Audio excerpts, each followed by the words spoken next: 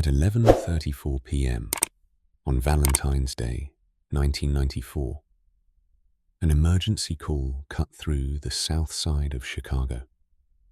An abandoned brick building on South Ashland Avenue was on fire. Not a slow, wandering fire that crept along a ceiling and waited for someone to notice. This was a sudden, hungry blaze, the kind that seems to inhale air from the street and convert it into heat. In West Englewood, winter usually dominated everything. That night, something hotter than winter took over. The first crews to arrive would later describe the same scene in different words. A building that looked empty until you got close enough to hear it. Smoke pushing out through cracks in plywood. A glow behind boarded windows. A metallic taste in the air, sharp and bitter. And inside, voices that were not loud for long. By morning, 11 people were dead. It would become one of the city's deadliest acts of gang-related violence in the 1990s. And it became one of the most talked about because the reason, at least in the story that spread afterward, sounded almost too small for the scale of the loss. 2 brothers, a neighborhood code, and a stolen leather jacket. Before we go further, one thing needs to be said plainly. What follows is a dramatized reconstruction based on a widely circulated account and retellings of the case, including details that have been repeated for decades in Chicago street law and long-form narration. Some specifics are uncertain or contested, and this script does not claim to settle them. The purpose is not to glorify anyone involved. It is to place the listener inside the atmosphere of a real city, a real winter, and a chain of decisions that ended in catastrophe. West Englewood in early 1994 was the kind of neighborhood where cold did not simply arrive. It occupied. The temperature could drop into single digits, and the wind would find every gap around a window frame, every crack in a door, every missing brick in an old wall. The air carried exhaust from buses and idling cars. It carried the damp smell of alleyways, where snow turned grey and hard. It carried the faint, oily scent of fast food that never quite left certain storefronts. Late at night, the streets sounded smaller, as if the cold compressed the city itself. A train clattered in the distance like a metal heartbeat, steady and indifferent. Loose signs on corner shops clicked in the wind. Somewhere, a dog barked and then stopped, as if even it had decided not to waste energy. People lived close together, but isolation was part of the architecture.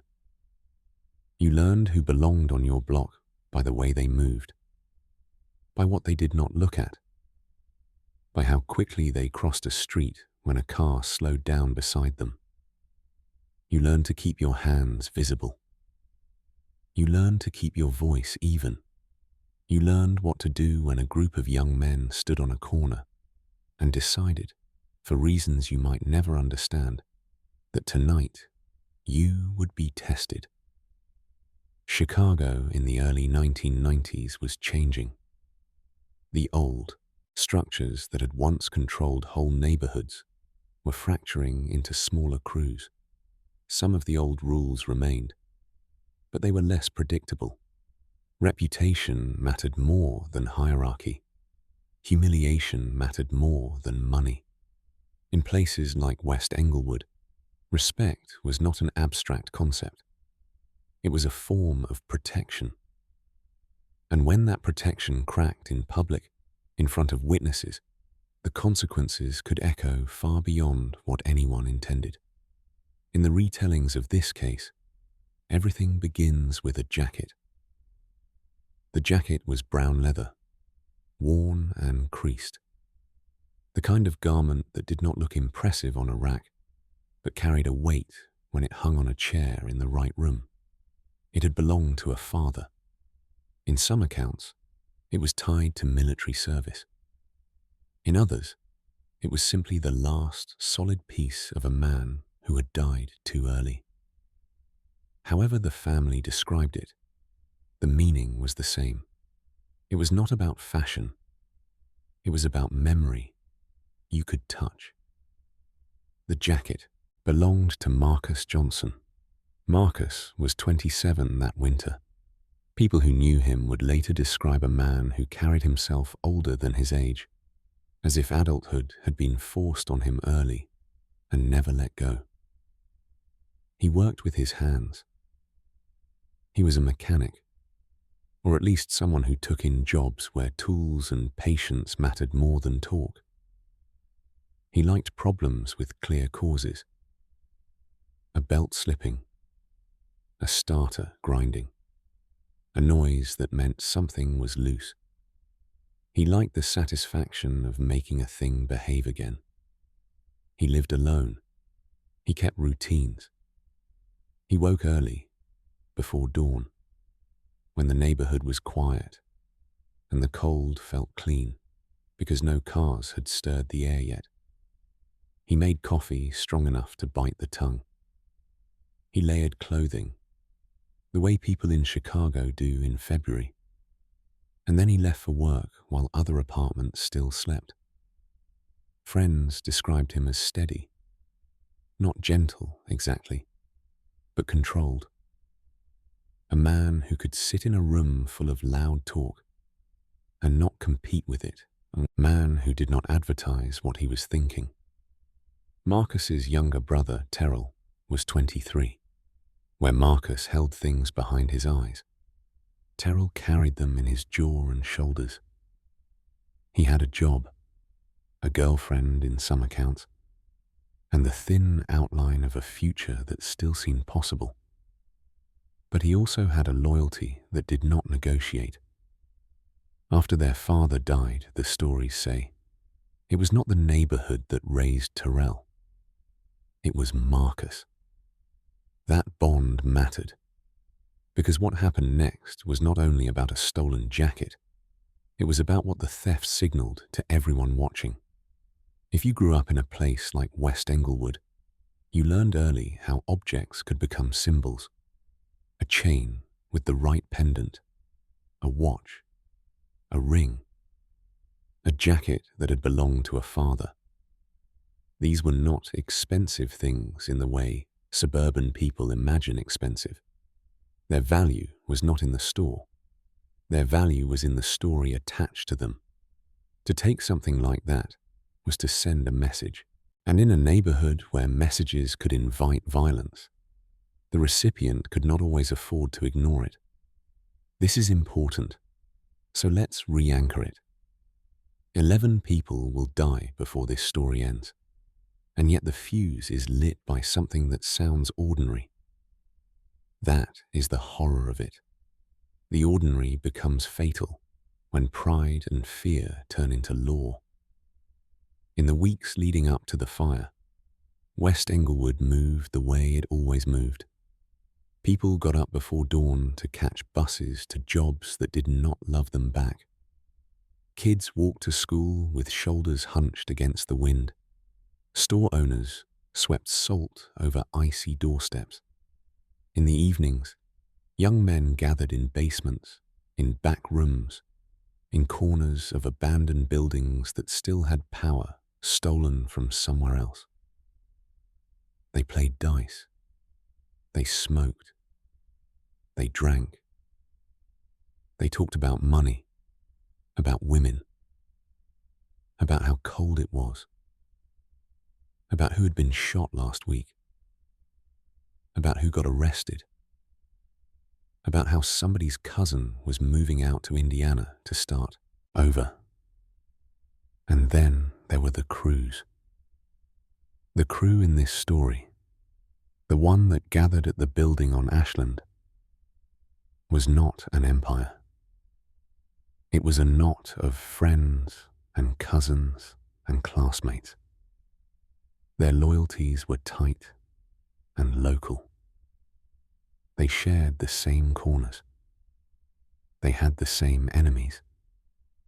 They also had the same small dreams, the kind you rarely say out loud, because the neighborhood has a way of punishing optimism.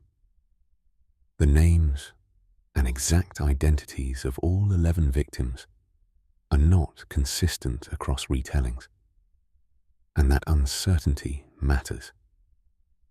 When a story becomes legend, details sometimes blur. Still, several names appear again and again, repeated often enough to become part of the narrative's backbone. There was Keisha Wallace, 18, described in many accounts as pregnant, with plans that included a baby's name written down and folded into a wallet. There was Darnell Hayes, 19, described as close to graduation, someone who still had a mother insisting he get his cap and gown, even if he rolled his eyes and said it did not matter. There was Antoine Mercer, 24, older than some of the others, and sometimes cast as the one who tried to keep the younger ones from getting too reckless, even as he stayed in the same orbit. There was Jerome Little, 21, described as a young man who carried anger the way some people carry a fever, always close to the surface. Not because he wanted to hurt people, but because he had never learned how to put it down. There was LaShonda Price, 20, described in some accounts as a young woman who had tried to distance herself from the crew, who had talked about classes, about work, about finding a life not built around someone else's violence. There was Shanice, 21, sometimes presented as a friend, sometimes as a girlfriend, sometimes as someone simply caught in the room that night. Other names appear in fragments in different versions. A James Johnson, an Anthony Johnson, and others whose last names shift depending on who is telling the story.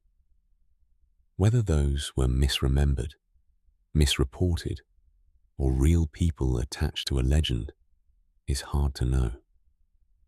What is easier to know is this: 11 people in all, packed into a building the city had already abandoned, and many of them were young enough that their faces still held softness.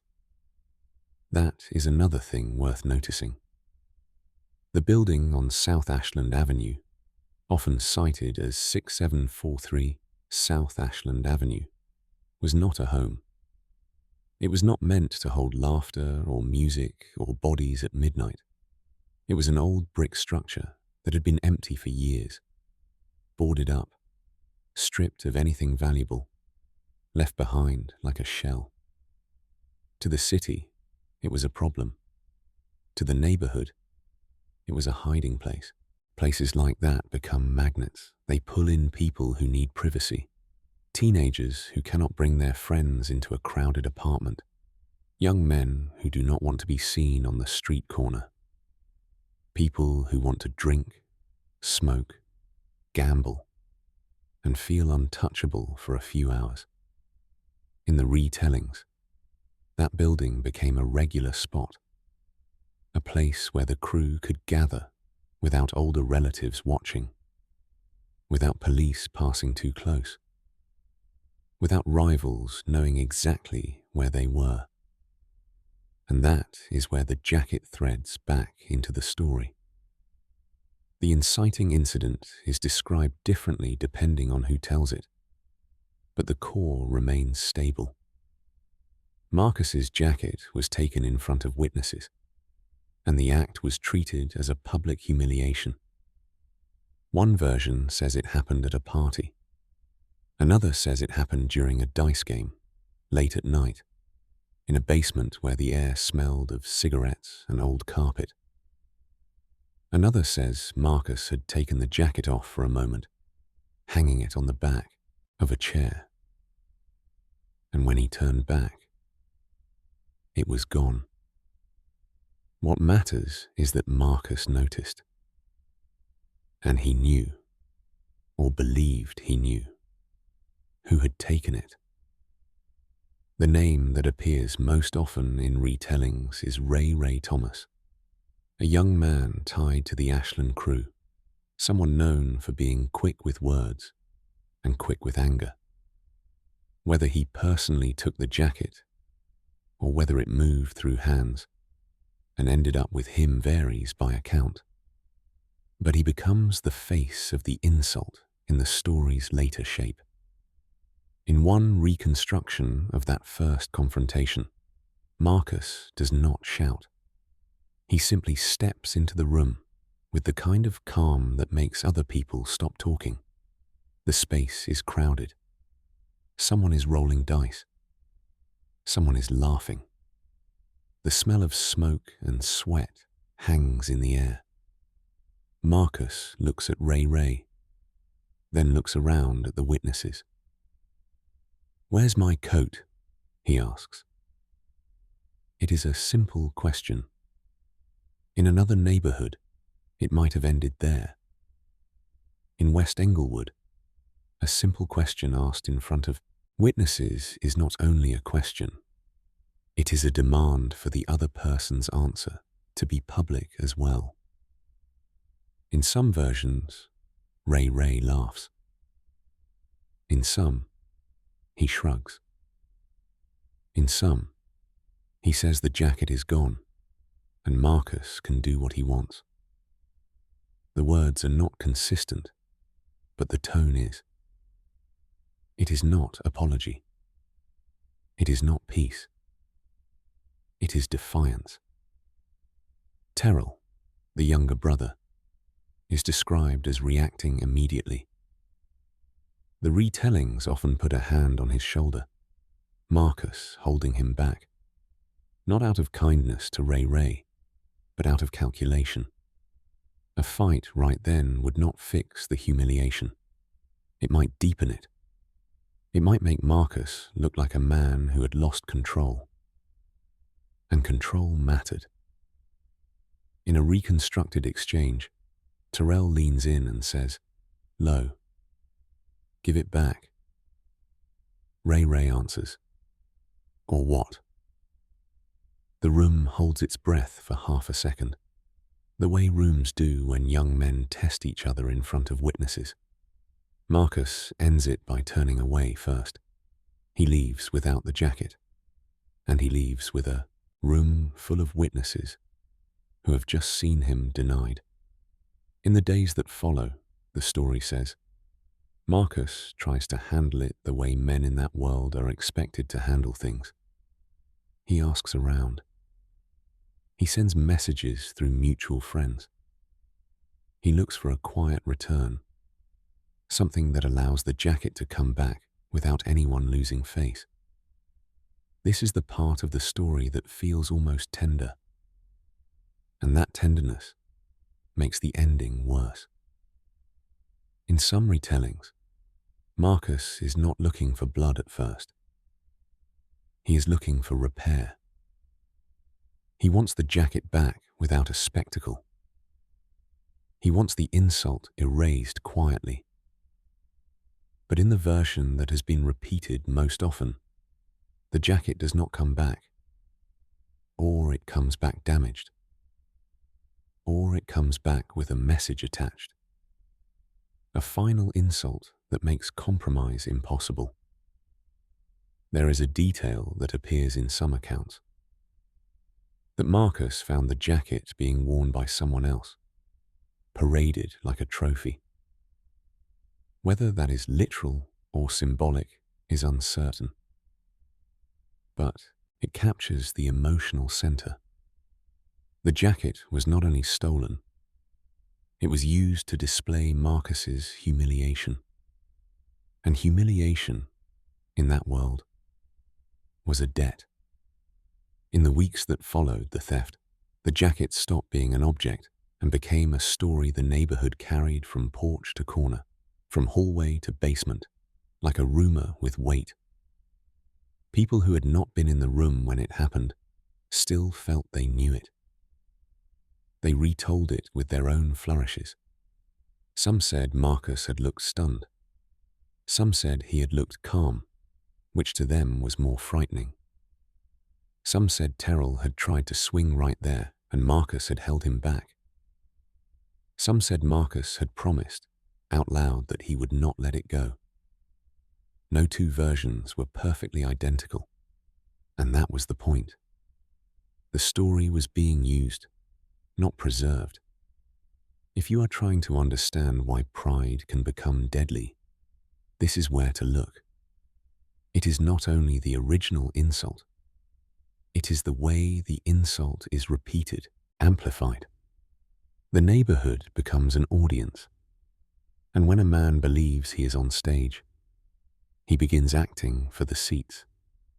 Marcus would later be described as someone who kept his feelings contained, but contained does not mean absent. In some retellings, he goes to his mother's place one evening and sits at the kitchen table without speaking. The radio is on, low, filling the room with talk. His mother watches him the way mothers watch sons when they know something is wrong, but also know that pressing can make it worse. "You eat?" she asks. He nods, but does not reach for food. After a while, he says, "They got Dad's coat." His mother's hand stops moving. "Got it how?" she asks. Marcus stares at a spot on the table and answers, "Took it." There is a pause. Then she says what mothers often say when they are trying to save a son from a world that does not want to save him. "Let it go. It ain't worth it." Marcus does not argue. He does not raise his voice. He does not even disagree. He simply looks up and says, "It's not mine to let go." That line, whether it happened exactly that way or not, expresses the emotional machinery of the story. The jacket is tied to his father. To lose it is to lose something he feels responsible for protecting. And responsibility, in this neighborhood's language, is another kind of pride. Terrell takes the insult differently.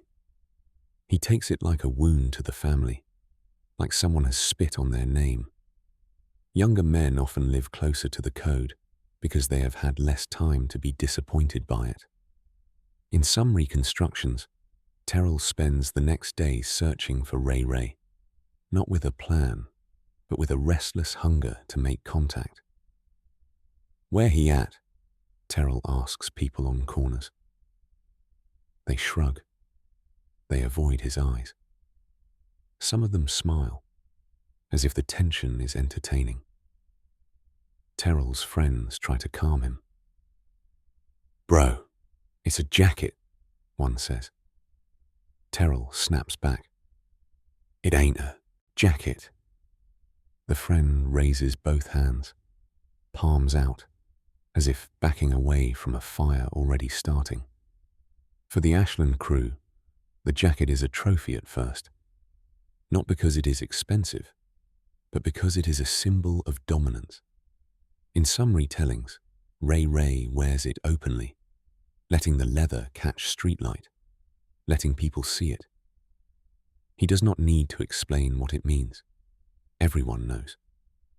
In one reconstruction, a younger member of the crew asks Ray Ray, half joking, "You think he gonna do something?"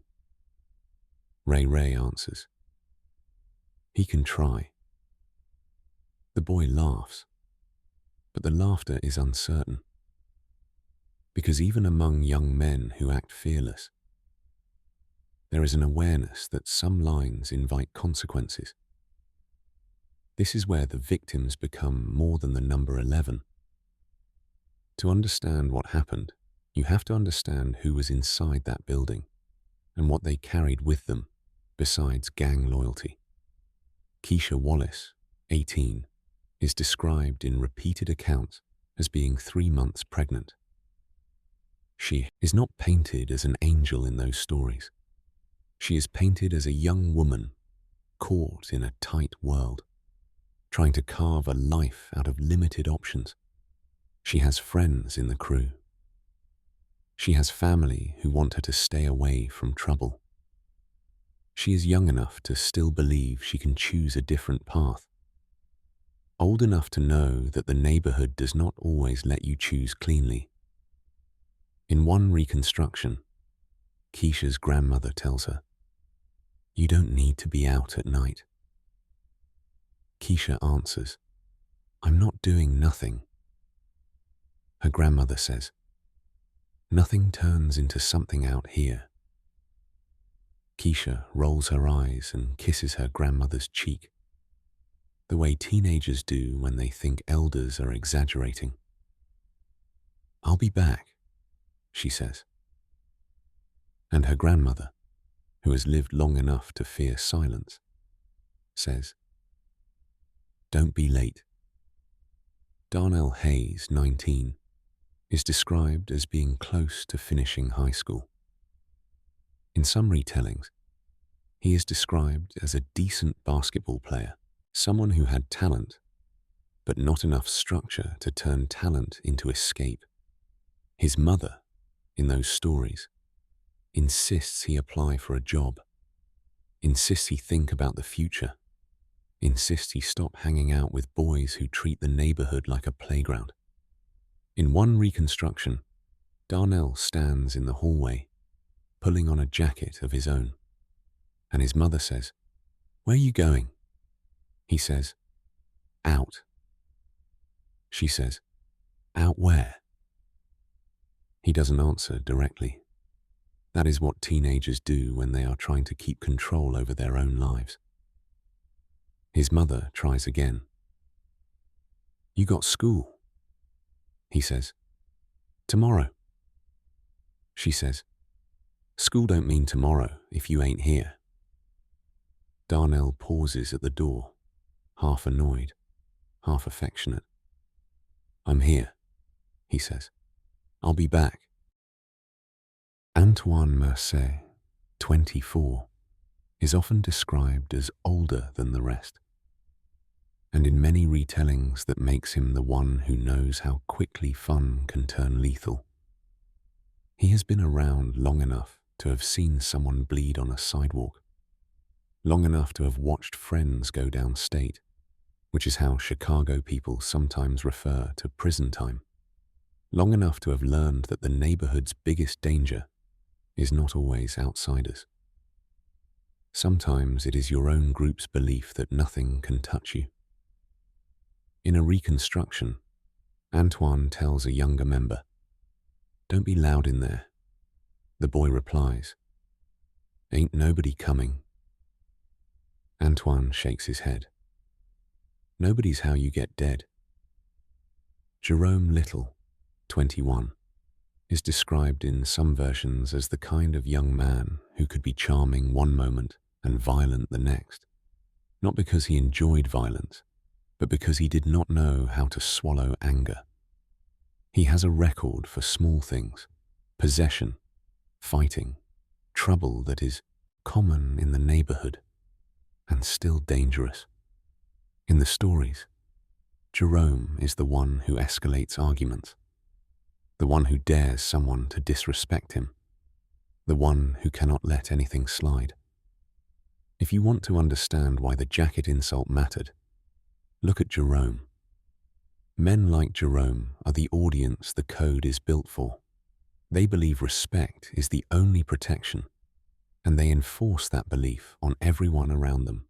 LaShonda Price, 20, appears in some retellings as a young woman trying to pull away from the crew's orbit. Sometimes she is described as having enrolled in a community college class. Sometimes she is described as having talked about going downstate for school before money ran out. Sometimes she is described as being tired of funerals.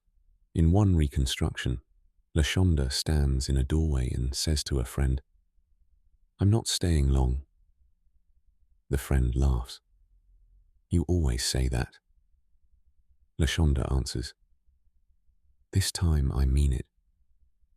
Shanice, 21, appears in the retellings as a young woman with a sharper tongue, someone who speaks her mind even when it makes men angry.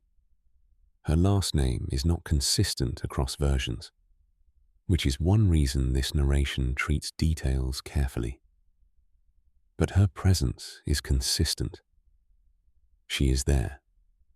And in the stories she is described as laughing at the boys' bravado, calling them out when they act foolish. In one reconstructed exchange, a boy says, "We good in here?" Shanice replies, "Ain't nowhere good." Those short lines matter. They show that even among young people inside a crew, not everyone is hypnotized by the idea of invincibility. Some feel the danger and simply lack a place to put themselves that is safer. There are others inside the building as well. People whose names are lost in some retellings and preserved in others. A cousin who tagged along because he didn't want to be alone. A friend from another block. A teenager who lied to his mother about where he was going. A young man who had an interview next week and wanted to celebrate. A boy who was trying to prove he belonged. 11 in all, and the number includes complexity. Now return to the Johnson brothers, because while the victims continue living their lives, the brothers are tightening into a decision. In some versions of the story, Marcus tries to reach Ray through intermediaries. He finds a friend who knows both sides, someone with enough respect to pass a message. The friend meets Ray on a corner and says, "Just give it back." Ray answers, "Why?" The friend says, "Because it's his father's." Ray shrugs. "That ain't my problem." When the friend returns to Marcus, he does not have the jacket, and he does not have an apology. He has a shrug. In one reconstruction, Marcus listens and then says, "So that's what it is." The friend, sensing danger, says, "Man, don't do nothing crazy." Marcus looks at him with a calm that feels like stone. "Crazy is taking it," he says. "Crazy is wearing it." That exchange, whether literal or not, captures the shift. Marcus begins to interpret the insult as intentional cruelty, not thoughtless theft. And intentional cruelty calls for intentional response, at least in the logic he is using. Terrell's role in this is important. In the retellings, Terrell does not simply follow. He amplifies. He is the younger brother who refuses to let Marcus consider backing down, because backing down would not just embarrass Marcus, it would embarrass the family. It would embarrass Terrell himself. In one reconstructed moment, Terrell says, "If you let this go, you done." Marcus answers, "You think I don't know that?" Terrell says, "Then do something."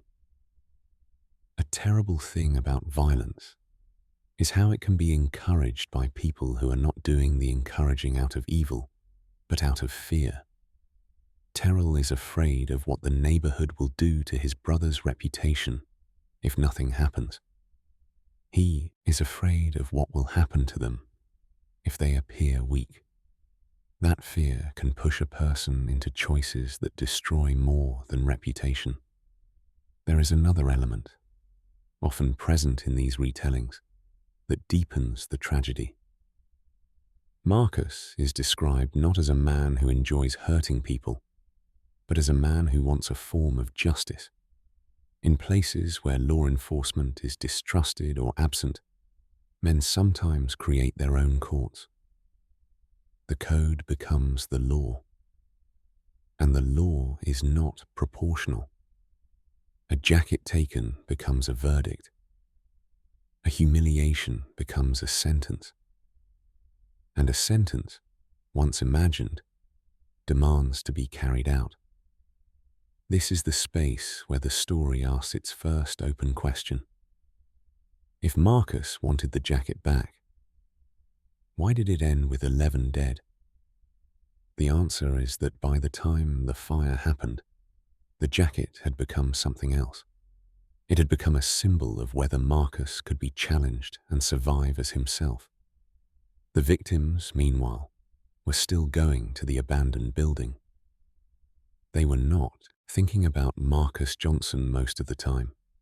They were thinking about their own small lives. They were thinking about money, about relationships, about boredom, about the next day. That is why the night feels so cruel. People die most often when they do not know they are in danger. On February 14th, the holiday adds a faint layer of sweetness to the air in some places. In West Englewood, it adds only a layer of expectation. A girl wonders if her boyfriend will bring her something. A boy wonders if a girl will answer his call. Couples fight because money is short and disappointment is long. Keisha, in a reconstruction, sits on a bed and looks at her belly. She thinks about names. She thinks about whether she will be a good mother. She thinks about whether she can raise a child in a neighborhood that seems to eat children. Her friend knocks and says, "You coming?" Keisha says, "I don't know." Her friend says, "Just for a little." "We ain't doing nothing," Keisha answers. Everybody always ain't doing nothing. But she goes anyway. Because being young means wanting to feel normal. And being in a crew sometimes feels like the closest thing to normal you have. Darnell, in a reconstruction, stands at a corner store counting change. He buys 2 sodas and a snack and laughs with a friend about a teacher who used to call them trouble. He is not thinking about dying. He is thinking about getting through winter and into spring. Antoine, in the reconstruction, hesitates before going to the building because he has a feeling. Not a supernatural feeling, just the kind you get after you have lived through enough. But the younger ones are already walking, already calling him, already expecting him to show up. "You coming or not?" someone yells. Antoine sighs. "Yeah," he says. "I'm coming." That is how people get pulled into tragedies. Not through dramatic decisions, but through small ones made out of habit. Inside the building on Moss, Ashland, the crew's night begins the way it often begins. A greeting, a laugh, a joke about someone's shoes, a hand slapped against another's shoulder. A small circle forms around Dice. Someone lights a cigarette and exhales a ribbon of smoke into air that cannot move. Someone says, "Man, I'm hungry." Someone else says, "You always hungry." Shanice laughs. "That's because you broke." They laugh because laughter is a shield. Time passes. The city outside keeps moving. Cars drift down Ashland Avenue. A bus hisses at a stop. A siren wails far away, and then it fades. Most of the neighborhood sleeps. This is where the second open question begins to form. Did anyone inside that building sense the danger coming? In some retellings, one of them mentions Marcus, jokingly. "Marcus still mad?" someone asks. Ray answers, "Let him be." A friend says, "Bro, for real, just give it back." Ray's tone hardens. "Ain't giving him nothing," man else mutters. "He crazy." Ray snaps, "I'm crazy?" He the one tripping. In a reconstruction, the room shifts slightly. The way rooms shift when people feel a tension but refuse to name it. Then someone throws dice again, and the moment passes, buried under noise. Outside, according to the reconstructed timeline, the Johnson brothers move with quiet purpose. Marcus drives. Terrell watches out the window. They say little. The quiet between them is heavy, filled with all the words they have already said over the past weeks. Terrell breaks the silence once. "You ready?" he asks. Marcus answers, "Been ready." In stories like this, you often expect a final moment of doubt. A man who pauses and turns back. A man who chooses differently. The horror of this case is that, in the versions most often told, there is no such moment. If there was doubt, it did not stop them. By the time they reach the block, the decision is already inside them, like a locked door. They park where they will not draw attention. They move toward the building, and then the world inside the building changes. What happens next, again, is described in terms of effect, not mechanics.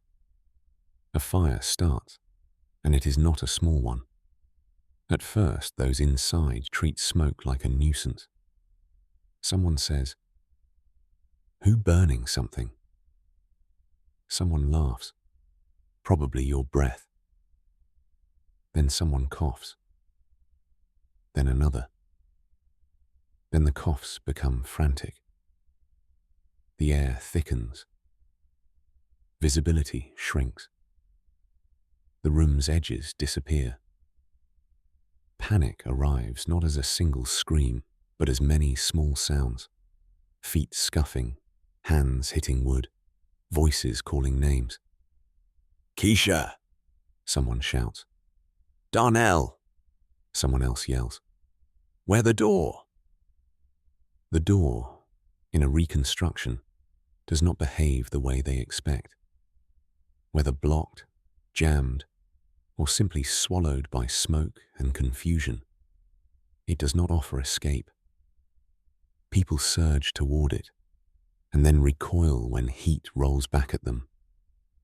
The fire's presence becomes physical. It presses against skin like an invisible hand. It drives people away from routes they would normally take.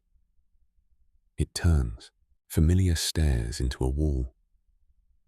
Someone tries to kick through plywood. Their foot bounces back.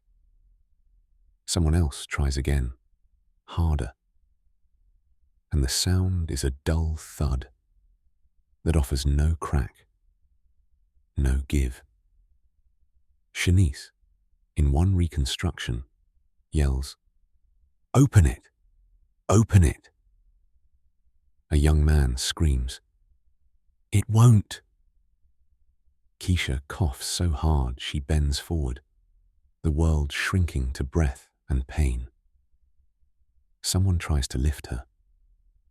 She grips their sleeve as if cloth could keep her anchored to life. A teenage boy pushes past, desperate. Antoine tries to grab him, tries to stop the stampede, because stampedes in smoke kill too. Antoine's voice is swallowed, but his hands find someone's shoulders. "Slow down," he tries to say. "Slow down." No one can slow down in that moment. Fire does not care about youth. Smoke does not care about promises. Panic does not care about plans. On the street, neighbors see the glow intensify. One says, "That ain't no trash fire." Another says, "Somebody in there." Someone runs toward the building and is held back by heat. Someone else yells for firefighters. When the first engine arrives, the scene looks like dozens of scenes Chicago firefighters have responded to. An abandoned building, burning. But then, as they get closer, they hear the pounding from inside. They hear a voice through a crack, thin and desperate. "Help!" That single word turns routine into urgency. Firefighters move fast, but fire has a head start. They force their way inside. The smoke is thick enough to feel like fabric. The heat is disorienting. Sound changes in that environment. It becomes muffled, distorted, as if the building is underwater. A firefighter's flashlight beam cuts through black and finds a hand, then a face, then nothing. They pull bodies from hallways. They drag people downstairs. They carry them out into cold air where breath should return. Outside, paramedics work on the sidewalk. Hands press on chests. Masks cover mouths. Someone shouts, "Come on, come on." But for many, it is too late. 11. And then the quiet aftermath begins. Smoke rises in a column above the neighborhood. Snow on sidewalks turns to slush under hoses. Streetlights cast pale halos through the haze.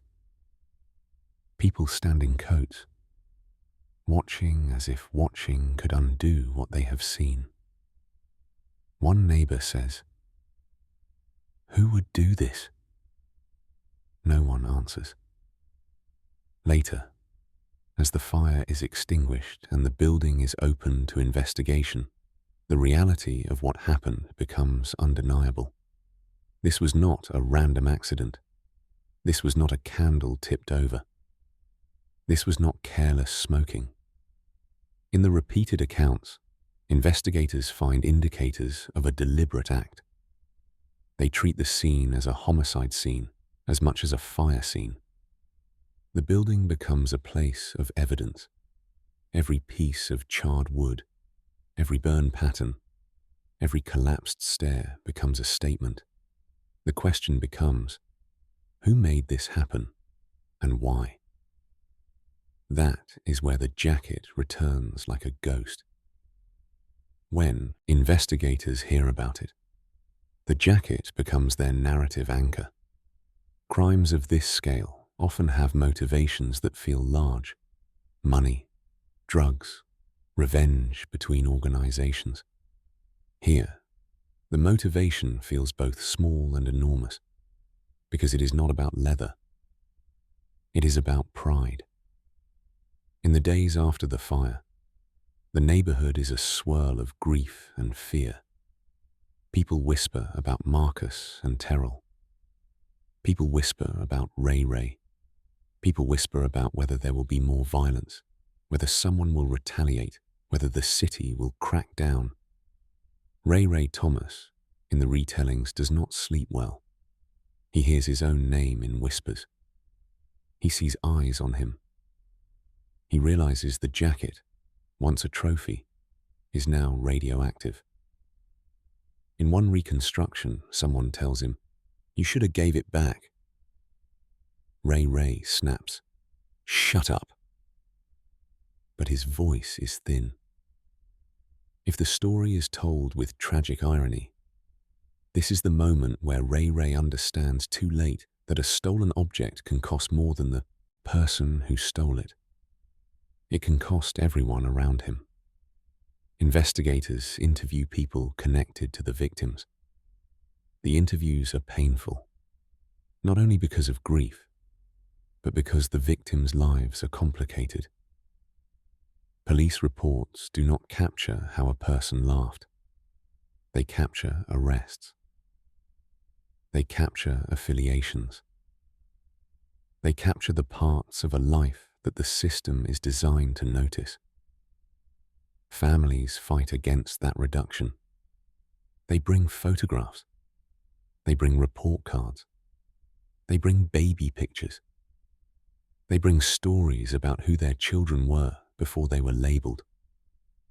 A mother says, "He wasn't just that." A detective, trying to keep emotion out of his voice, says, "Tell me about him." And so the courtroom story begins to form long before court. It begins in kitchens and living rooms, where grief turns into testimony. As the investigation tightens, the Johnson brothers become the center. In some retellings, police execute warrants. They search residences. They look for anything that connects the brothers to the scene. They look for clothing, for items with soot, for anything that can be turned into proof. Whether any single piece of physical evidence was decisive is unclear across versions.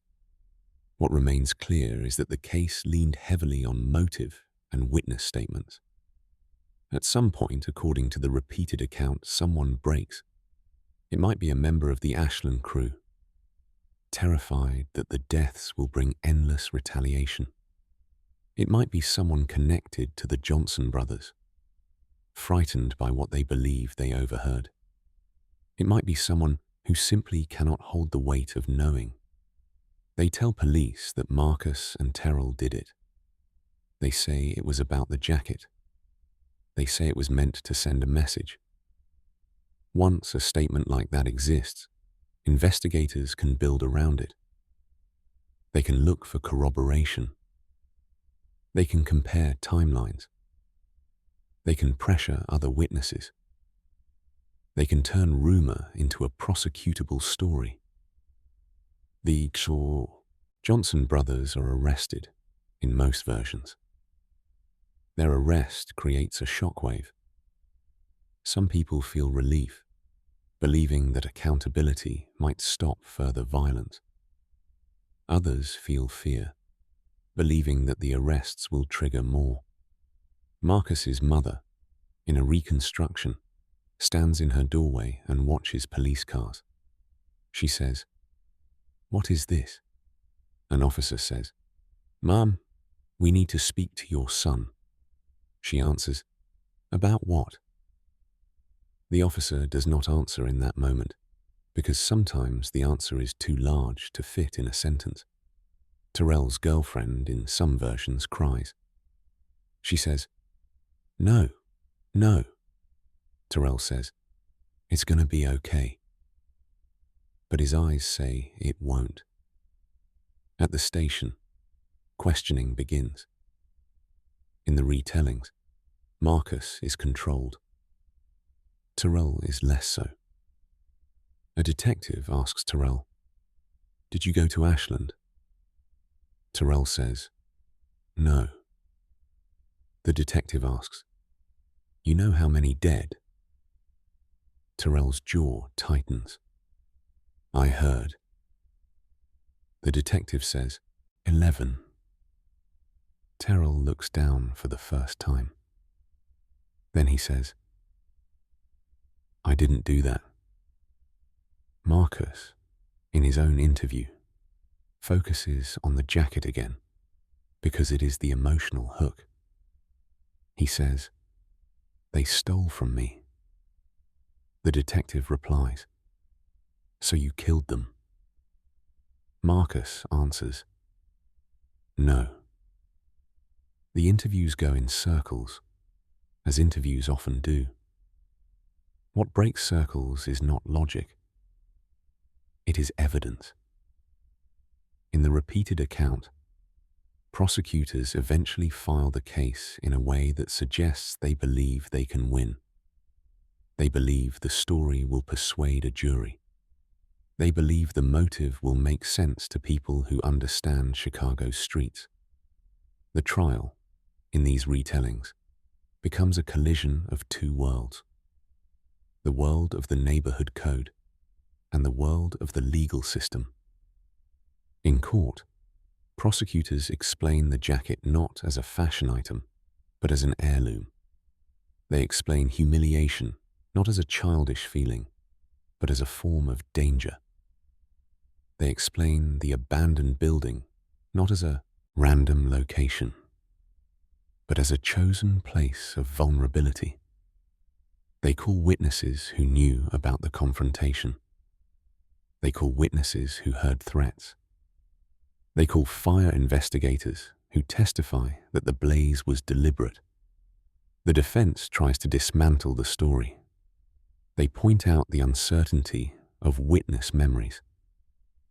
They point out that people lie to protect themselves. They point out that arson scenes do not always yield clean proof. They argue that the city is scapegoating two men to satisfy public outrage. The jury must decide which story is stronger. During testimony, families sit close together, holding hands, passing tissues. A grandmother clutches a photograph. A father stares straight ahead, refusing to look at the defendants because looking feels like poison. At one point, a mother stands for a victim impact statement in reconstructions of the sentencing phase and says, "I have to dream about my son choking." The courtroom becomes still. A judge, in a reconstruction, closes his eyes for a second as if bracing.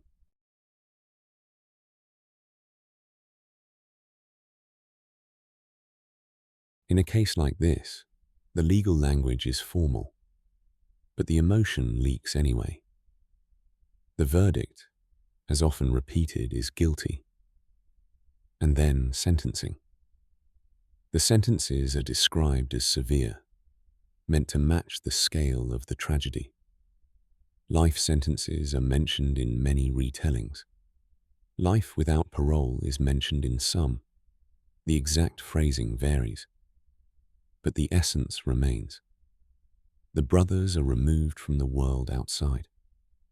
After sentencing, reporters ask questions.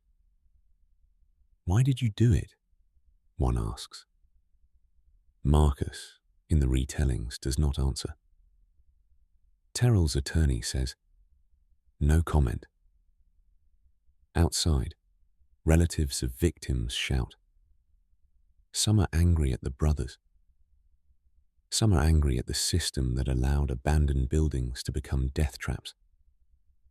Some are angry at the gang life that has swallowed their children. Anger, in that moment, has no single target large enough. The city moves on, because cities always do. But families do not. The Ashland Cruise survivors, if any, carry trauma that does not fit into newspaper lines. Some leave the neighborhood. Some stay and harden. Some turn to drugs to quiet the memories. Some get arrested later for unrelated crimes, and in jail cells they dream about smoke. Ray Thomas, in these retellings, becomes a haunted figure, not because he is repentant in a clean way, but because he realizes that the jacket he treated like a toy became a fuse. If he had given it back, would they all still be alive? That question is the kind that destroys people slowly. In one reconstruction, Ray tells someone, "I didn't think." The person replies, "That's the problem."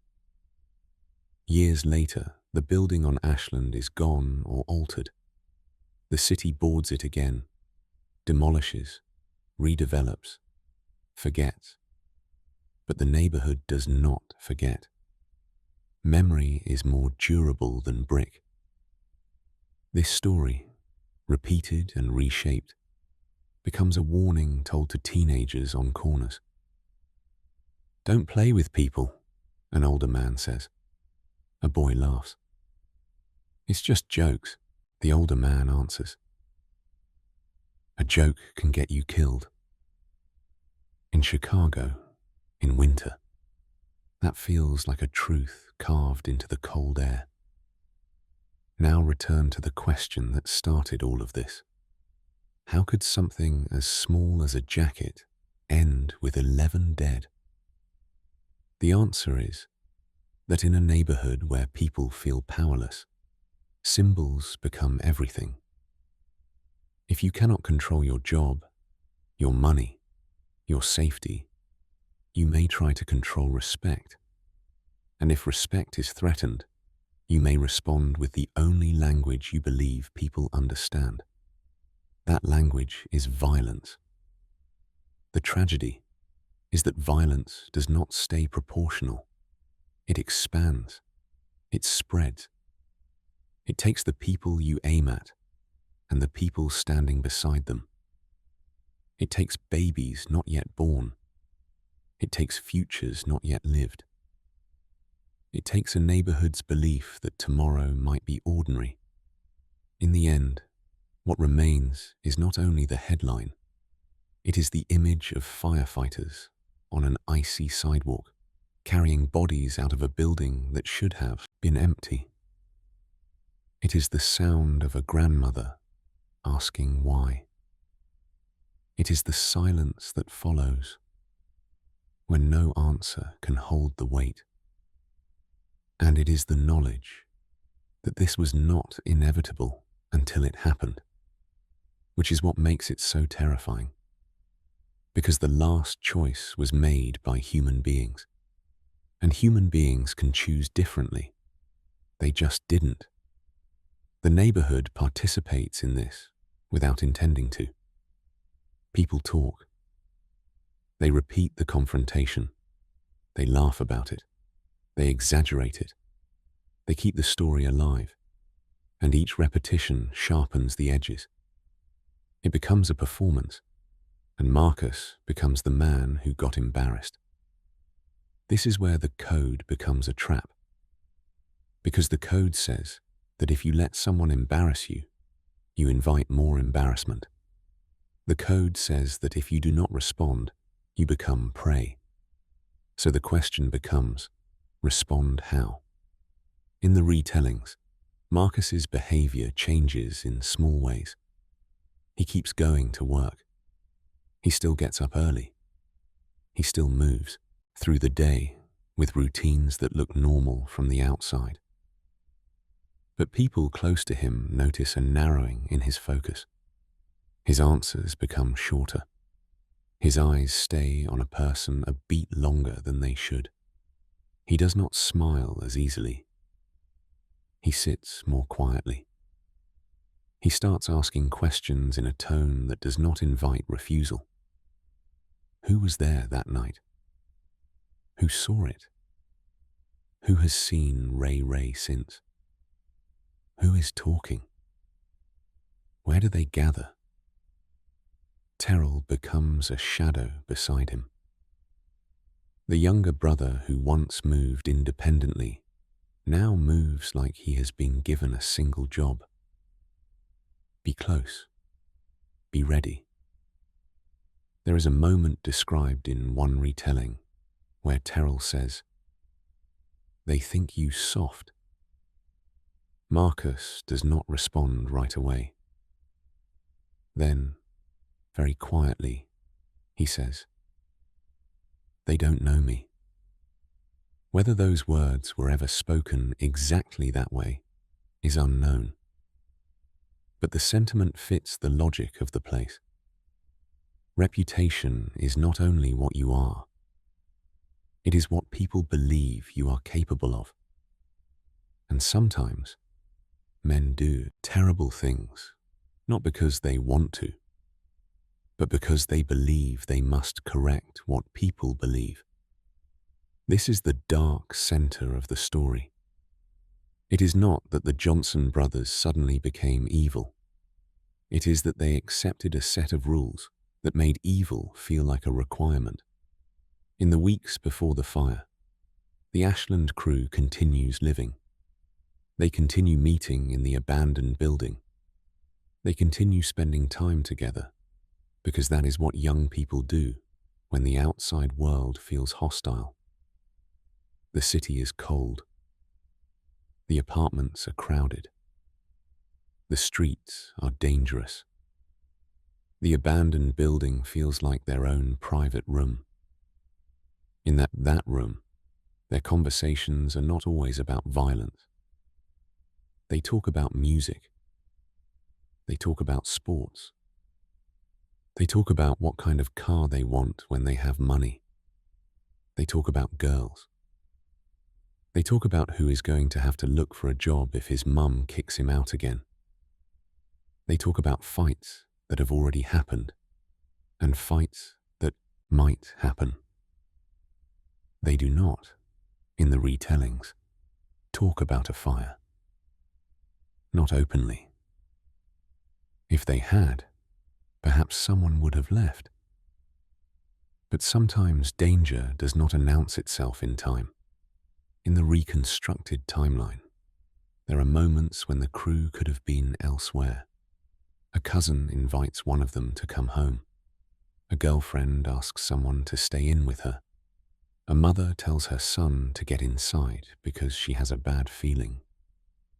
These are the kinds of details that often enter stories after tragedy, because human minds cannot stop searching for the point where the ending might have been avoided. Whether any of those specific invitations happened is unknown. What is known is that on the night of February the 14th, the group gathered again. Valentine's Day, in a place like West Englewood, does not look like restaurant reservations and flowers. For many people, it is just another day, another winter night. But the holiday adds a thin layer of irony. People exchange small gifts. Some couples argue. Some teenagers act too grown. Some people do nothing at all. Inside the abandoned building on Ashland, the crew settles into what has become routine. Someone brings alcohol. Someone brings cigarettes. Someone brings dice. Someone brings a radio that crackles and then finds a station. A laugh rises and falls. A song plays and then cuts out. The smell of smoke and damp brick and cheap liquor mixes into something that feels familiar. Keisha, in the versions that include her, sits close to someone she trusts, one hand resting on her belly in a gesture that is half habit and half protection. Darnell, in some retellings, tells a story about a teacher who embarrassed him in class, and the group laughs because humiliation is funny when it happens to someone else. Antoine, older, watches the younger ones and shakes his head, not quite smiling, not quite scolding. Jerome talks too loud. Shanice rolls her eyes. Someone throws dice and cheers. Someone loses money and curses. The whole building is cold, but the group's bodies warm the room. And for a while, it feels like the world outside does not exist. That is the cruel part. They feel safe. They feel like the city's neglect has given them privacy. Meanwhile, in the retellings, the Johnson brothers are moving. Marcus drives a car that does not draw attention. A sedan common enough to blend into any block. Terrell is with him, quiet now. The earlier restlessness converted into a focus that feels almost eerie. They do not talk much. There is nothing left to explain. At some point, in the reconstructed dialogue, Marcus says only one sentence. "This ends tonight."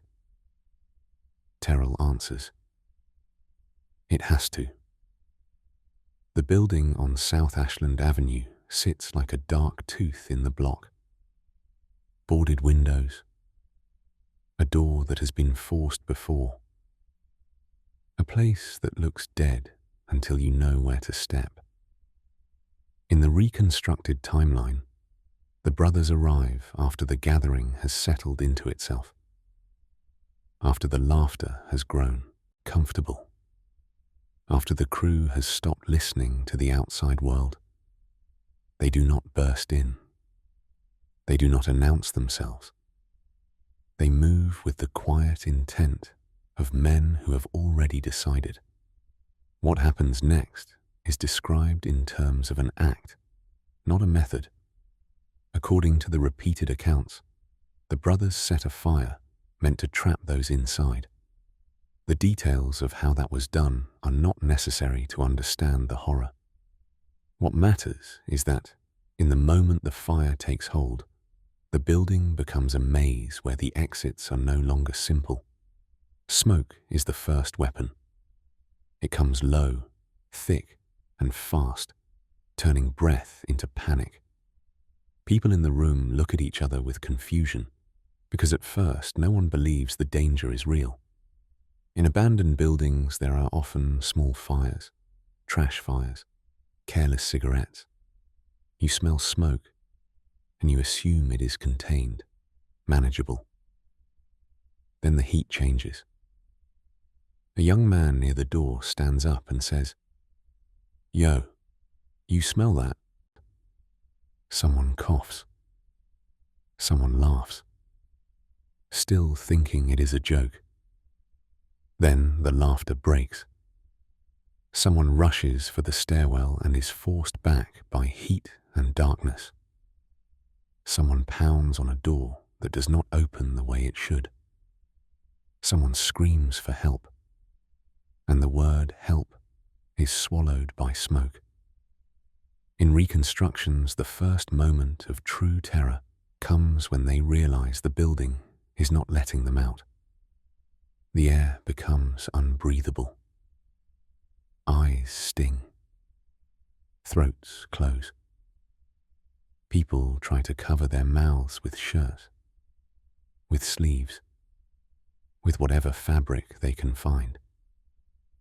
The old wood, the old paint, the old debris in the building burns into a chemical taste that lingers even in memory. Keisha, in some accounts, coughs and tries to stand and is pulled back down by someone who thinks lower is safer. Shanice searches for a window and finds plywood where there should be glass. She throws her shoulder into it and feels it hold. Someone else tries to kick it and hears only a dull thud. A teenager cries out for his mother. The sound is not dramatic. It is raw.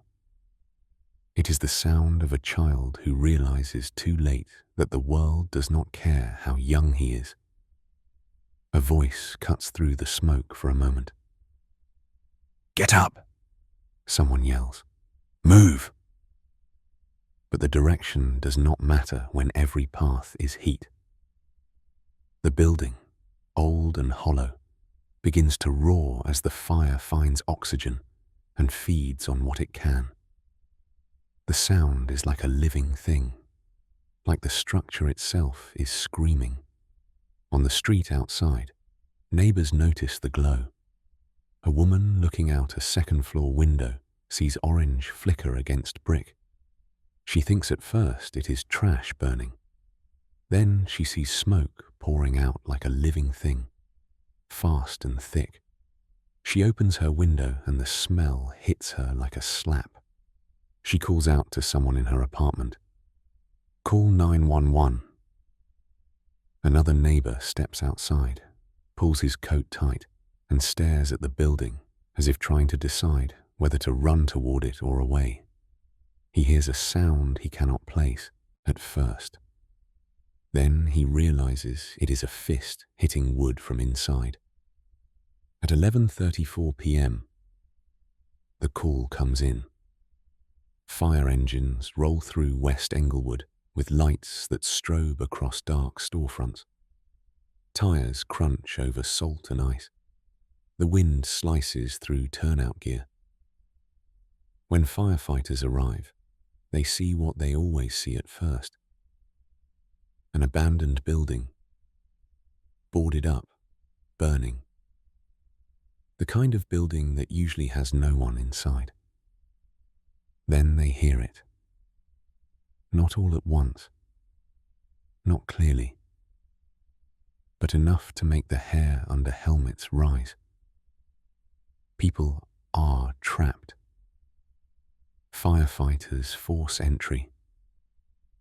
They fight through smoke that collapses visibility into inches. They climb stairs that feel like ladders into a black sky. They reach for bodies in hallways. They carry people out who do not move. They set some down on the sidewalk and start compressions, breath, rhythm, the urgent choreography of trying to pull life back into a body that has been starved of air. Ambulances arrive. Sirens merge. Flashing lights turn snow into dirty glitter. A small crowd gathers. People in coats pulled tight, faces shocked, mouths open, hands over noses. Someone says, "There were kids in there." Someone else says, "No way." But there were. The number becomes clear slowly, the way such numbers always do. At first it is 2, then 4, then more. Bodies removed from a building that was not supposed to hold bodies. A line of stretchers. A series of white sheets that ripple in the wind. 11 in total. If you have never seen firefighters carry bodies out of a building, you might imagine it as a dramatic scene with shouting and heroics. In reality, it can be quieter and worse. Men and women moving with grim focus. Commands given in short words. The sound of boots on ice. The hiss of water. A tarp snapping in wind. A body laid down, and then another. Someone in the crowd begins crying in a way that seems to come from deep in the lungs. A sound without language. Another person whispers, "This is bad. This is real bad." The night does not end when the flames are controlled. The night continues in the cold, in the steam rising from wet brick, in the smell that clings to clothing. It continues in the way neighbors go back inside and cannot sleep. It continues in the way mothers wake up and realize their sons are not home. It continues in the way phones ring in the early morning and people answer and hear only crying. In the hours after the fire, West Englewood is a neighborhood stunned. Even in a place that knows violence, there are degrees. There are limits people pretend exist. There is a belief, however fragile, that some acts are too much, too reckless, too public. 11 dead in one night feels like war. The rumors begin immediately. Some say it was an accident. Some say it was a rival crew. Some say it was the police. Some say it was a message from someone higher up. Some say it was revenge for something older than anyone can remember. In tragedy, the human mind grabs at explanations like a drowning person grabs at anything floating. Investigators arrive with the discipline that tragedy requires. They step over hoses, over ash, over broken glass, careful not to disturb what can still speak. In Chicago, arson investigators are trained to read fire like a language. They look for patterns in burn marks. They look for where the fire began. They look for signs that it was not random. The repeated accounts of this case describe the investigators quickly realizing that this was not a simple accident. The fire's origin points suggest intent. The building's condition suggests someone wanted it to act like a trap. Whether those conclusions were reached exactly as the retellings claim is difficult to confirm in every detail, but the investigators' general direction makes sense. 11 people do not die in an abandoned building without someone asking whether the building was made into a coffin. Detective names vary in retellings, but one name that appears often is Mike Torelli, described as a seasoned investigator, the kind of man who had seen enough crime scenes to recognize when a neighborhood is lying and when it is simply afraid. Fear is important here, because the people who might know what happened do not rush forward. In West Englewood, cooperation with police is complicated. It can be dangerous. It can mark you. It can get you hurt. The same neighborhood code that demands retaliation also demands silence. It is a code that keeps people alive and keeps them trapped. So investigators do what they always do. They canvass. They talk to neighbors. They ask who saw a car, who heard footsteps, who noticed anything unusual. At first, answers are thin. A woman says she saw 2 figures moving near the building, but she cannot describe them. A man says he heard a vehicle idle, but every night has idling cars. Someone mentions 2 brothers who have been angry about something, but anger is common, too common to be evidence. The next day, churches fill.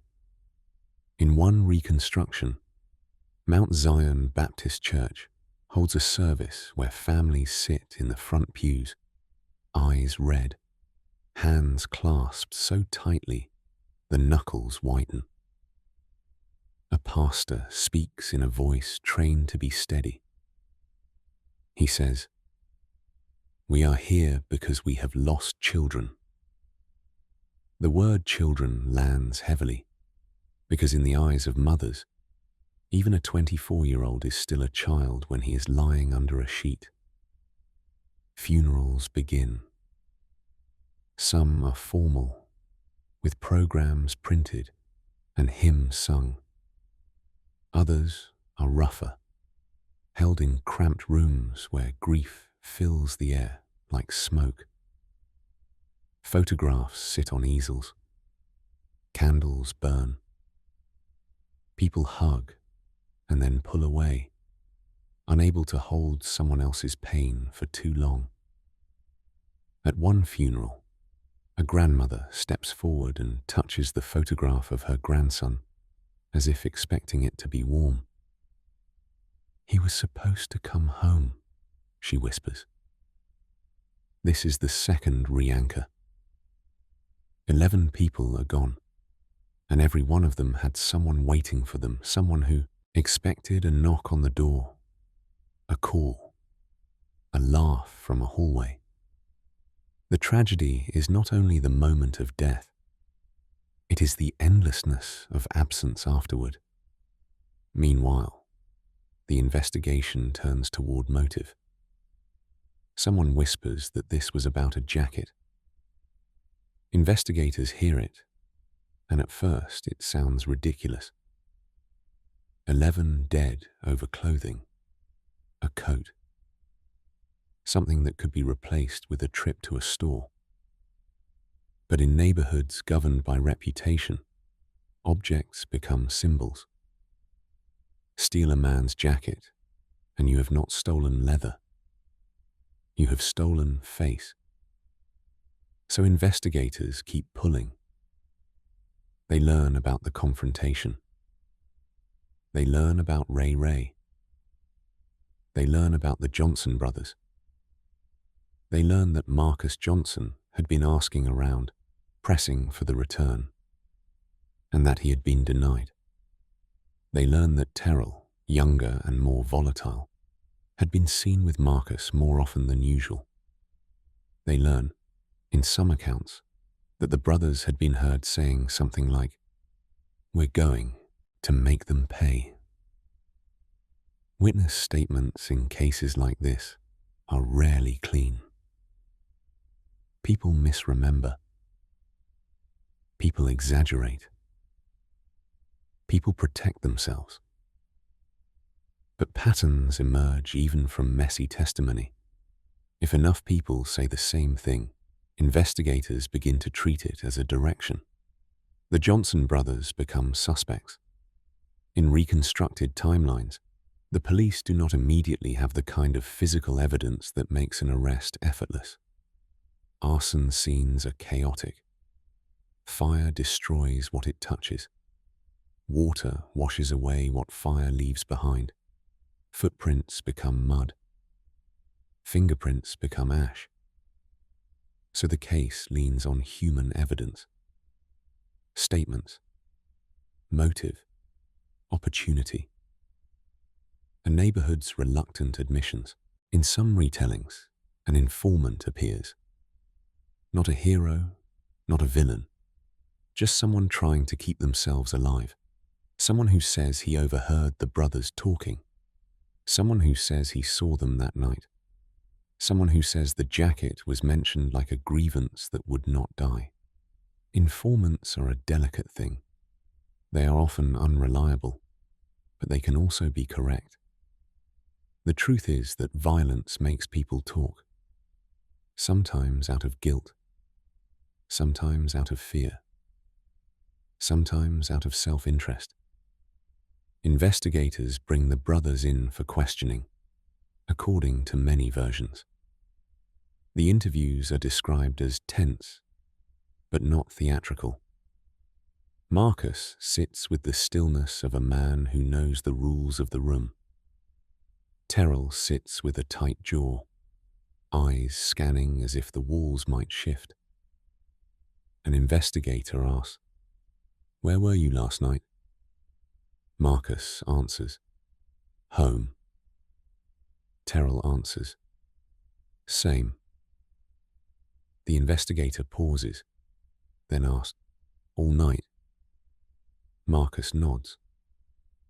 Terrell says, "All night." Then silence. Investigators press. They mention the jacket. They mention Ray Ray. They mention the abandoned building on Ashland. They watch for flinches, for anger, for the kind of reaction that suggests they have touched the right nerve.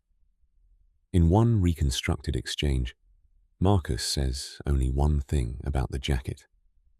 "That was my father's," he says. The investigator replies, "So you killed 11 for it?" Marcus looks up. His face does not change. "I didn't kill anyone," he says. Again, whether those exact words were spoken is uncertain. What matters is the shape of the exchange. It is denial wrapped around meaning. Even in denial, the jacket is the emotional center. As the investigation continues, the accounts describe police finding supporting pieces that connect the brothers to the plan. Not a neat chain of forensic proof, but a collection of circumstances. A witness who places them near the building. A statement from someone in the neighborhood who claims to have heard them talking about making an example. A detail about timing that does not fit their alibi. A pattern of behavior that aligns too cleanly with the rumor. Over time, the case hardens. Charges follow. In the neighborhood, the arrests do not bring relief the way outsiders might imagine. They bring a different kind of tension. People worry about retaliation. People worry about being called to testify. People worry about the police now watching their block. People worry about the future. The victims' families react in different ways. Some want the harshest punishment available. Some want answers more than punishment. Some are so exhausted by grief that they cannot imagine feeling anything else. One mother, in a reconstructed moment, says to a detective, "I don't care why. I care that he's gone." The detective, tired too, answers quietly, "We care why because it helps us prove who." That is the grim arithmetic of justice. Motive becomes a tool as the case approaches trial. The story becomes a battle over narrative. Prosecutors present the act as a calculated revenge. They talk about humiliation. They talk about planning. They talk about a message sent to the neighborhood. "You do not steal from us and live." Defense attorneys push back. They point to the lack of neat forensic proof. They question the reliability of witnesses who might be protecting themselves or trading stories for leniency. They suggest the brothers have been turned into symbols in a case hungry for resolution. In some retellings, the defense leans on the idea of a mind altered by grief, anger, and the warped logic of street life. But prosecutors counter with a hard truth that juries often respond to. Whatever the emotional motive, the act itself required decisions. It required time. It required intent. In a courtroom, time becomes a strange thing. The worst night of someone's life is slowed down, chopped into testimony, questioned, challenged, repeated. People must describe what they saw, what they smelled, what they heard. Firefighters speak about entering the building. Medical examiners speak in terms that sound cold, but are meant to be precise. Relatives sit and listen, and sometimes leave the room because the details feel like knives. A firefighter testifies, in one account, about carrying out bodies and realizing how young some of them were. He does not cry on the stand. He simply pauses before finishing his sentence. "I've seen a lot," he says. "But that was different." That pause is important. It is the sound of a person trying to keep professionalism from collapsing into emotion. Witnesses from the neighborhood testify too, in some versions. Their voices are quieter. Their eyes do not meet the defendant's eyes. They speak carefully, as if every word must be weighed for danger. One says, "I heard them say it was about the jacket." Another says, "Everybody knew Marcus was mad." Defense attorney asks, "Everybody knew, or you heard rumors?" The witness answers, "Rumors become knowing out there." In reconstructions, that line lands in the courtroom like a truth no one wants to claim responsibility for. The jury is described as 12 Chicagoans who understood urban violence but did not accept it as inevitable. Some may have grown up hearing gunshots and still believed there were lines that should not be crossed. Others may have come from neighborhoods far away and sat in shock at how quickly a petty conflict could turn lethal. They listen. They watch the brothers. They watch the families of the dead. And they deliberate. Deliberation is private, but the weight of it is public. People wait in hallways. Lawyers shuffle papers that no longer matter. Reporters stand with cameras pointed at doors that refuse to open. When the jury returns, the air in the room changes. In the versions of the story that circulate most often, the verdict comes back, guilty on all charges for both defendants. The courtroom reacts the way courtrooms do when grief has been held behind closed mouths for months. There is crying. There are gasps. There is a kind of stunned quiet too. Because even when you believe someone is guilty, hearing the words spoken out loud makes everything final. Sentencing follows. The retellings often mention multiple life sentences, or life without parole, language intended to express the scale of punishment for the scale of loss. The exact sentencing terms are not consistent across every account, and official records are not always easy to locate through the haze of decades and retelling. What remains consistent is that the Johnson brothers did not walk free again. In some versions, the judge speaks about the number 11, repeating it as if repetition can make the courtroom understand. 11 lives, the judge says. 11. In one reconstructed moment, Terrell turns toward the gallery as the sentence is read and whispers, "I didn't mean." The words do not finish. Or they do, and no one hears them. Marcus, in the versions that emphasize his control, shows little outward emotion.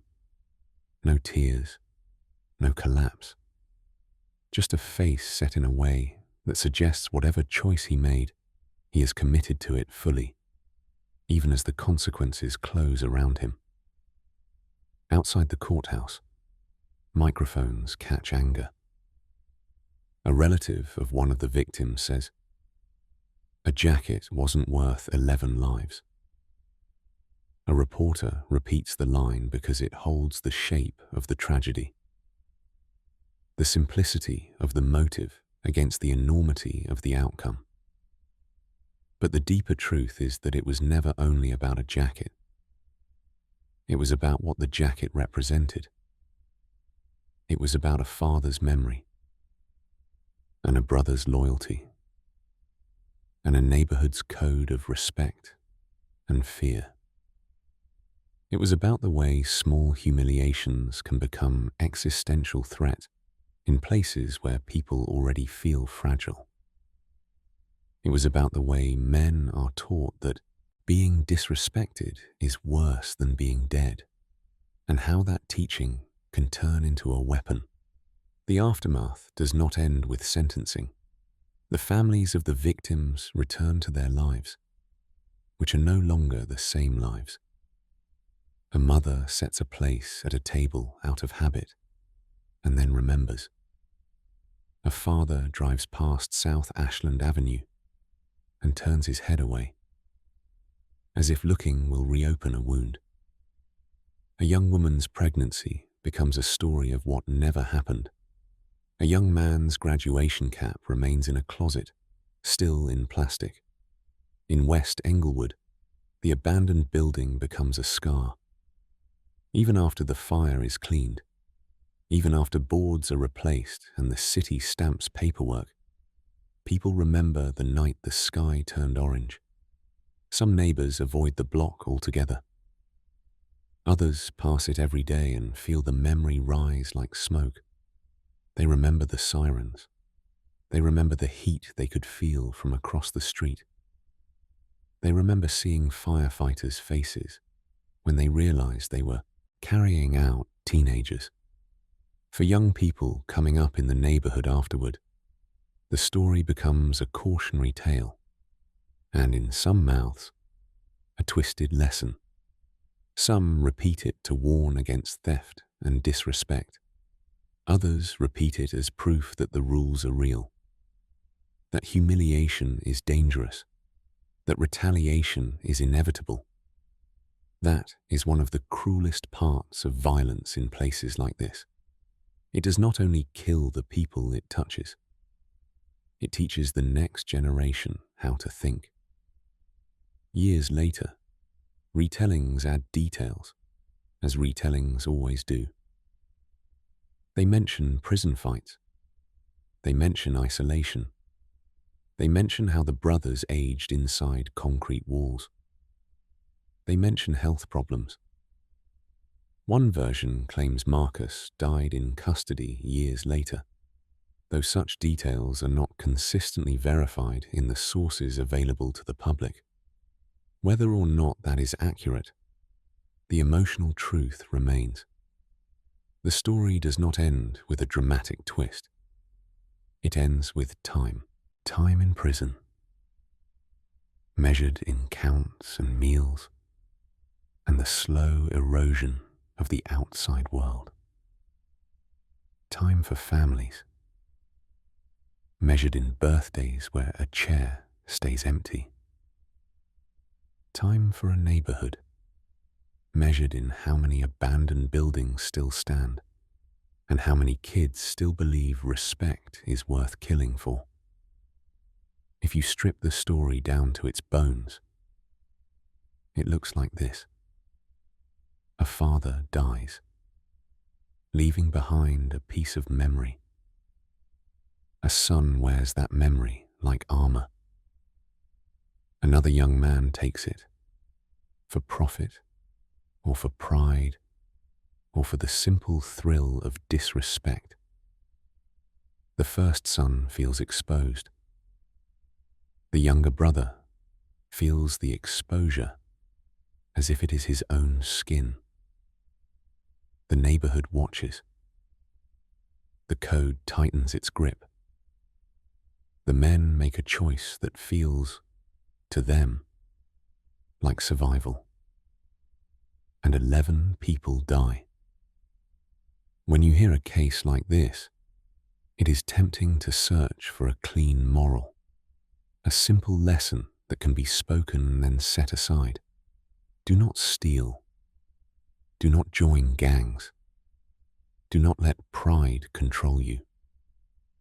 All of those are true in a way, and none of them are enough. Because the deeper tragedy is that every person in this story was living inside pressures that made normal choices feel distant. Some of the victims were trying to leave the life. Some were trying to stay alive within it. Some were simply present, caught in the orbit of friends and family, and the familiar comfort of a room where everyone knew their name. Marcus Johnson may have believed he was restoring something that had been taken from him. Terrell may have believed loyalty demanded action. The Ashland crew may have believed the abandoned building was safe, that the city's neglect could be used as shelter. And then the shelter became a trap. On winter nights in Chicago, the wind can still sound like something moving through broken spaces. A train can still clatter in the distance. A siren can still rise and fall. Streetlights can still cast orange pools onto snow. And in West Englewood, on blocks where buildings sit boarded up and empty, people still pass places that look like nothing. But in the memory of the neighborhood, some of those places are not nothing.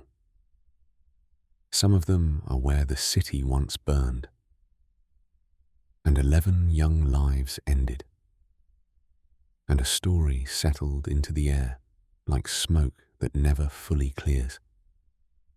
And if you listen closely to that story, beneath the sensational headline that reduces everything to a stolen jacket, what you hear is something quieter and worse. You hear how easily a human life can become expendable in a system that teaches people they are already disposable. You hear how revenge can feel like a duty when dignity is the only currency you believe you have. And you hear, in the space where those 11 voices should have been, the sound of a city continuing on, because cities always do, even when the people inside them cannot. That is the Chicago Massacre, as it has been repeated and remembered. A night in February, a fire in an abandoned building, 2 brothers bound by loyalty and rage, a crew of young people trapped by a code they did not write, 11 deaths that left families with grief, and a neighborhood with another scar. And the question that hangs over the story, even after the verdict, even after the prison doors close, even after years pass, is a question no court can answer. What would it have taken to stop it? A jacket returned in time, a friend willing to intervene, a neighborhood where respect did not have to be enforced with blood, a city that did not leave abandoned buildings standing like invitations, or simply a moment of pause, a breath taken before the decision became permanent. In tragedies like this, the most terrifying truth is not that the ending was inevitable. It is that it wasn't. Not until the last choice was made. In the months after the case, city officials did what officials often do after a catastrophe. They talked about code violations and vacant properties. They talked about the cost of boarding up buildings. They talked about enforcement. They talked about how many abandoned structures dotted the South Side like open wounds. Some promised sweeps and crackdowns.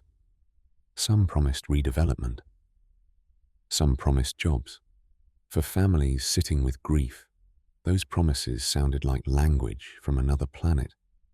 A boarded window did not bring back a child. A new policy did not erase the last breath taken in smoke. A hearing at City Hall did not fill an empty bedroom. Still, the fire forced attention for a moment. Reporters came into West Englewood with cameras. They stood on sidewalks and pointed lenses at brick and char.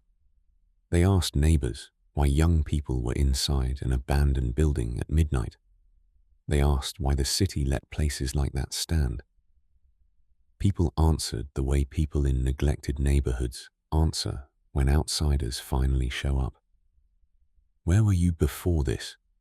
one man asked a reporter. Another woman said, "They don't care until it's bodies." In churches, pastors tried to speak a language that could hold the chaos. They preached about forgiveness and redemption, because that is what pastors are trained to do.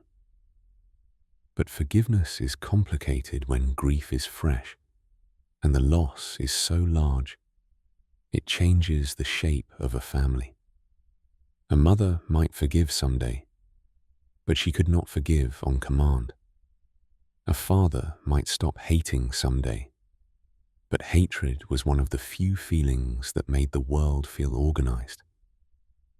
In the years that followed, many of the young people who had been around the Ashland crew aged into the next phase of life.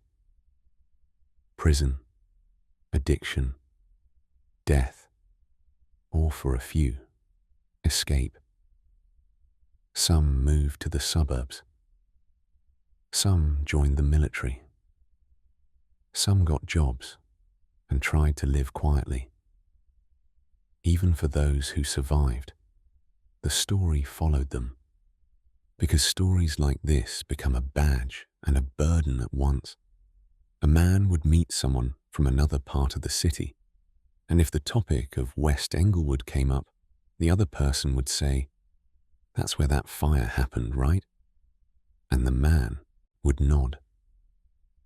Because what could he do but nod?